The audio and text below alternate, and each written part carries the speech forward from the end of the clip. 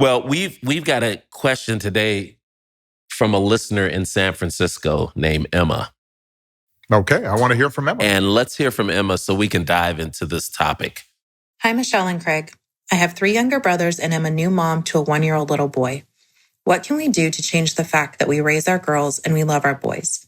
There is so much dialogue on raising strong, independent women, but how can we raise emotionally intelligent, competent men? I am deeply concerned by the ideology promoted to my younger brothers online. I want to raise a young man who sees through those ideas. How can we energize the discussion around raising young men that want to change these oppressive and even violent dynamics? Now, before we dig in, you two have raised 2 wonderful daughters and have taught them numerous lessons. And I just want to hear from Barack how you approached raising your daughters, because this was obviously before you got to the White House. So you were just like the rest of us, just a regular dad who's having kids and going to work and trying to make time. What was your strategy? Well, first of all, the most important strategy, whether it was a boy or a girl, was having the right partner. And now that I'm not, That's me, that I say y'all. even behind her back. Yeah. Every one of my young male staff members, when they talk to me about dating and relationships and what to look for, I say, look, the starting point is this person is going to raise your children alongside you. And so I'll be honest with you. Michelle being Malia and Sasha's mom, that made all the difference. And then I do think, for whatever reason, we had similar strategies in the sense that I think we both believed that you give unconditional love to kids, but you also give them structure. That you're always there for them and keeping them safe, but you're also saying as early as 2 or 3, no, you can't do that. No, you can't have that. We believed in explaining why, but we also believed in being firm.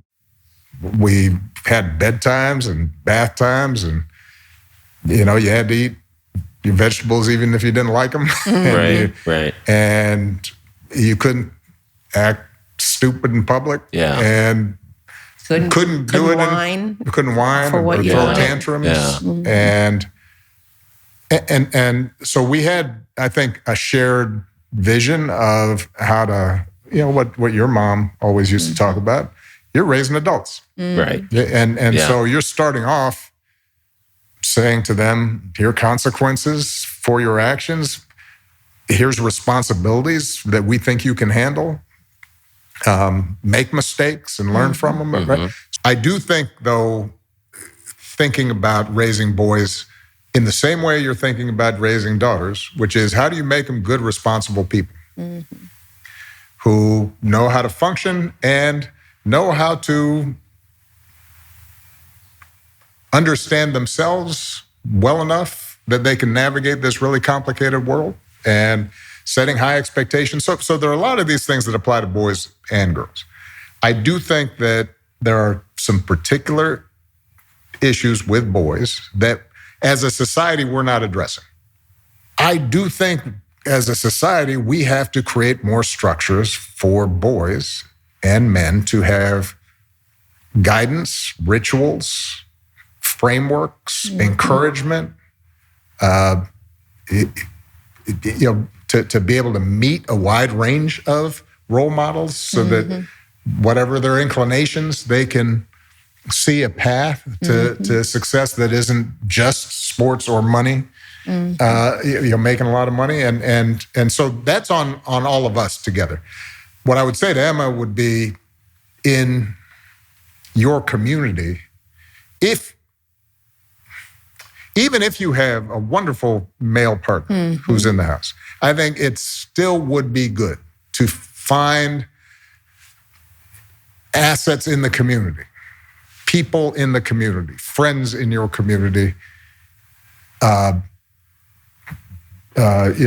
places of worship, community organizations, what have you, where there are a bunch of men who can be sort of elders to boys. And so they're not just looking at one particular role model, but many. And one of the things when Michelle and I first started dating and I'd go over to your guys' house, one of the things I loved was just,